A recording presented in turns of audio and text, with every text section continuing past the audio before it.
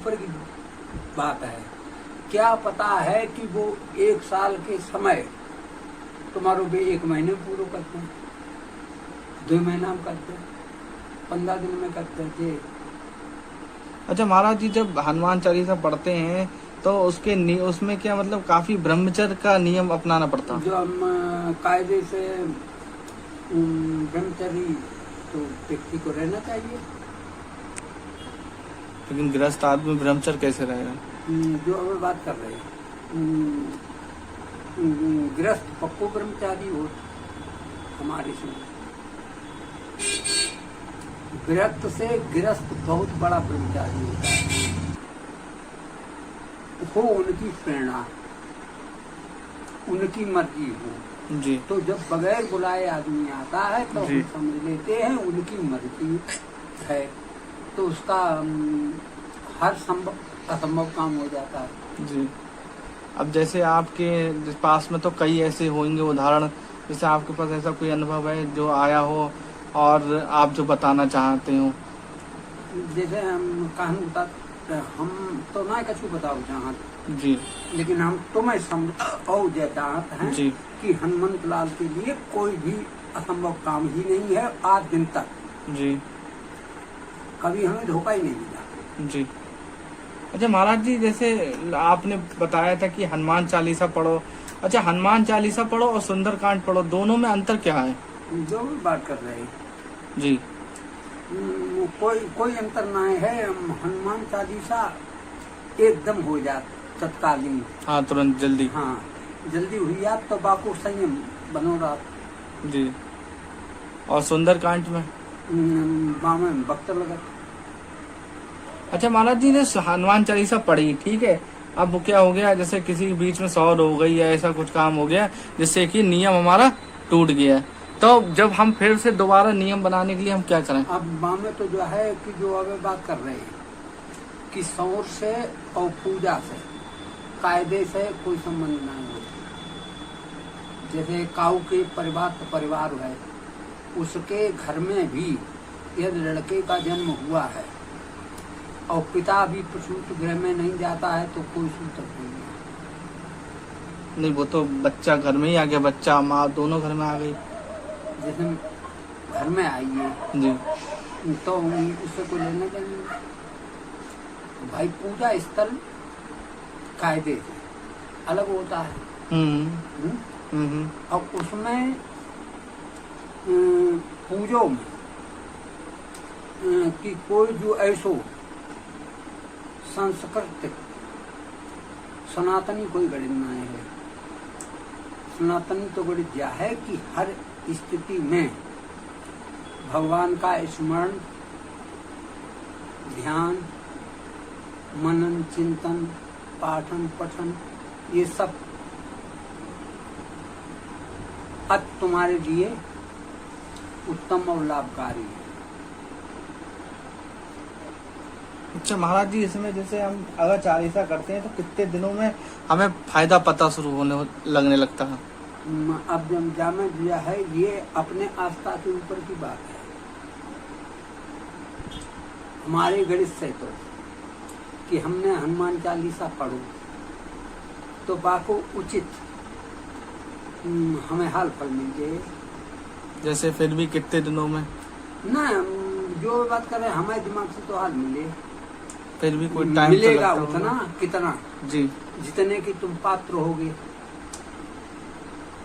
पात्रता का खुद पे कोई ज्ञान नहीं होता, केवल विश्वास होता है। ये ऐसा है। नहीं, जैसे महाराज जी ऐसा होता है ना, जैसे हनुमान चालीसा रोज पढ़ रहे हैं, आप कह रहे हैं 11 पाठ, ठीक है, तो उसमें 11 पाठ कितने दिन तक करना, कोई समय सीमा तो होगी? जो अभी बात कर रहे हैं मेरी समझ में उसकी कोई समय सीमा नहीं। तो मतलब आदमी को कितने दिन तक करते रहना चाहिए वो चीज? करने वालों तो आजीवन करता नहीं, आजीवन तो करता है। जैसे अगर हमने कोई संकल्प लिया या अपना कोई काम को लेके लिया कि हमारा ये काम पूरा हो जाए, हम इसलिए हम कर रहे हैं ये काम, ठीक है, तो बामे तो जाए तो लोग करेगा जो लोग काम पूर्ण में हुई। अच्छे नहीं, फिर भी ऐसा कुछ होता कि 41 दिन या 30 दिन के टाइम होता कि इतने दिन में हो जाता है काम? ऐसा होता कुछ? मेरी समझ में लिखित पढ़ित के हिसाब से किसी पूजा पाठ का 1 साल में फल मिल जाता है। 1 साल में? मतलब 1 साल का टाइम चाहिए ही चाहिए। अच्छा। किसी कार्य के लिए। अच्छा महाराज जी, ये उनके खुद के ऊपर की बात है। क्या पता है कि वो 1 साल के समय तुम्हारो भी 1 महीने में पूरा करते हैं, 2 महीना में करते हैं, 15 दिन में करते हैं। अच्छा महाराज जी, जब हनुमान चालीसा पढ़ते हैं तो उसमें क्या मतलब काफी ब्रह्मचर्य का नियम अपनाना पड़ता है? जो हम कायदे से ब्रह्मचर्य तो व्यक्ति को रहना चाहिए। लेकिन गृहस्थ आदमी ब्रह्मचर्य कैसे रहेगा? जो अब बात कर रहे हैं, गृहस्थ पक्को ब्रह्मचारी हो हमारे से। गृहस्थ से गृहस्थ बहुत बड़ा ब्रह्मचारी होता है।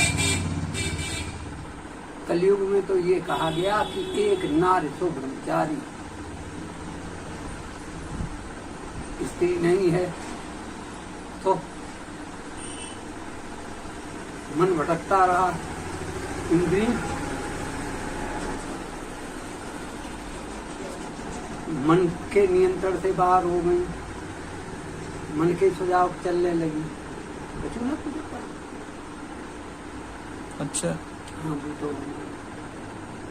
सब खेले बिगड़ते हैं। इसलिए ये समझाया गया है कि हर समय सचेत रहा जाता है।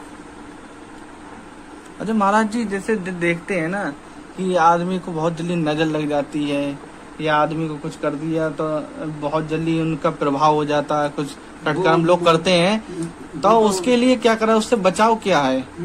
उससे कोई बचाव नहीं है। ये तो मानसिक प्रक्रिया है तत्कालीन की, और मन के प्रभाव से खत्म हो जाती है। जैसे हाँ, हमें नजर लग गई, हमारे किसी ने धागा बांध लिया, मन जान गया कि मेरी नजर ठीक हो गई। किसी ने मुझे झाड़ दिया तो मैं जान गया मेरी नजर ठीक हो गई। हमने गौमूत्र छिड़क लिया है जी, या पी लिया तो हमारी नजर ठीक हो गई। जी जी। अच्छा महाराज जी, जैसे आप अपने आश्रम पे जैसे और क्या क्या धार्मिक कार्यक्रम करते हैं? आप अपने आश्रम पर और क्या क्या धार्मिक कार्यक्रम करते हैं?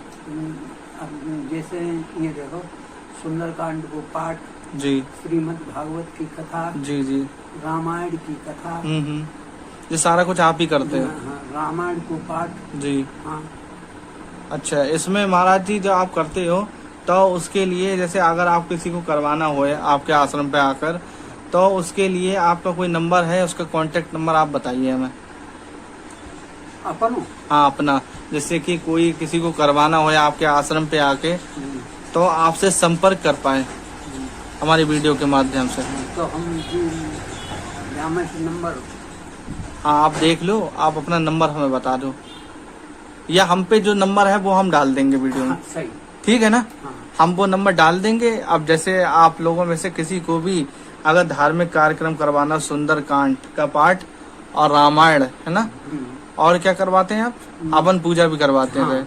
तो जितने भी धार्मिक काम करवाने हैं तो आपको यहाँ पर महाराज जी हैं, हनुमान दास जी महाराज, उनसे आप उनका कांटेक्ट नंबर हम वीडियो के लिंक में दे देंगे डिस्क्रिप्शन पे, तो आपको उसमें जाके कांटेक्ट कर लीजिए महाराज जी से। और चाहे तो आप हमारा नाम भी बता सकते हैं कि अंबुज पाठक जी की वीडियो है, उसमें से मैंने नंबर लिया है, तो आप महाराज जी अपने आप पहचान लेंगे। ठीक है महाराज जी?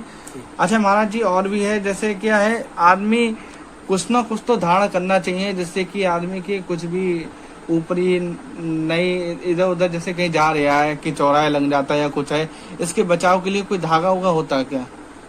उसके लिए जो बात कर रहे हैं जी, ये मन केंद्रित होता है जी, कि हमने हनुमान के नाम का धागा बांध दिया आपके, या उसमें मोती डाल के बांध दिया, जी, तो उसके जो प्रभाव हो जाते हैं, जी, तो रुद्राक्ष का प्रभाव होता है, जी, और कुछ उसमें शंकर जी का हो जी, या हनुमान जी का हो, एक ही बात है। अच्छा, हाँ। एक ही बात है। तो महाराज जी उसके लिए क्या मतलब हमें कोई चीज लॉकेट वॉकेट पहनना चाहिए या नहीं पहनना चाहिए? अगर पहनना चाहिए तो किस प्रकार पहने उस चीज का? मेरी समझ में जैसे पहने लॉकेट वॉकेट तो वैसो ही अलग अलग के लोग हो। जी।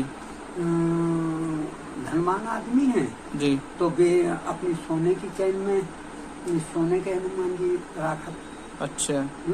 जी। साधारण लोग हैं तो वे साधारण धागा में हनुमान जी की लॉकेट पहन ले। अच्छा महाराज जी, जैसे ऐसे हमने किसी की हनुमान जी की मूर्ति मार्केट से ले ली, वो धारण कर ली, तो फायदा क्या हुआ उसका? मेन चीज है जो हमने लॉकेट धारण करा है उसमें शक्ति, उसमें प्राण प्रतिष्ठा उसकी, ऐसा भी होता कुछ?